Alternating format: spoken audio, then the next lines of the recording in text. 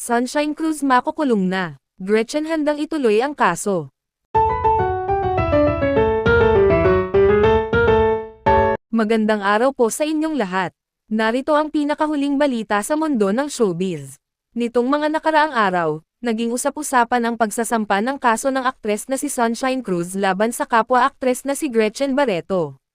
Ayon sa mga ulat, ang hakbang na ito ni Sunshine ay bunsod ng mga pahayag ni Gretchen na umano'y nakasire sa kanyang reputasyon. Sa kabilang banda, hindi naman nagpatinag si Gretchen Barreto sa mga akusasyon laban sa kanya. Sa isang panayam, mariin niyang itinanggi ang mga paratang at sinabing wala siyang kinalaman sa isyu ng hiwalayan nina Sunshine at Atong. Aniya, hindi ako ang dahilan ng kanilang problema. May sarili akong buhay at hindi ako nakikialam sa kanila. Sa kabila ng mga pagtanggi ni Gretchen, tila hindi pa rin natitinag si Sunshine sa kanyang desisyon na ituloy ang kaso. Ayon sa kanyang kampo, layunin lamang niyang ipagtanggol ang kanyang dignidad at pangalan laban sa mga maling akusasyon.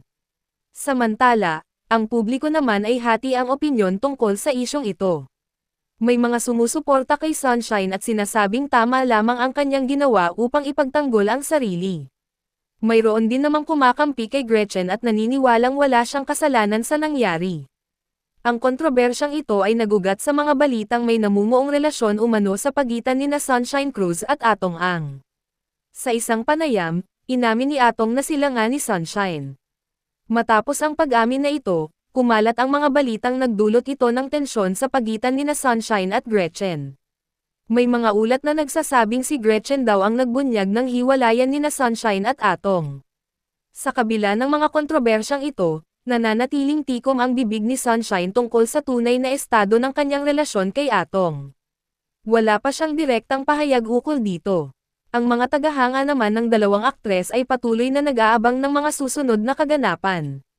Marami ang umaasa na maaayos ang gusot sa pagitan nila at magkaayos na rin sa lalong madaling panahon. Sa ngayon, wala pang inilalabas na opisyal na pahayag ang korte tungkol sa kasong isinampa ni Sunshine laban kay Gretchen. Patuloy nating babantayan ang isyong ito at magbibigay ng mga update sa mga susunod na araw. Para sa iba pang mga balita at impormasyon, manatiling nakatutok dito lamang sa aming programa. Maraming salamat po at magandang araw sa inyong lahat.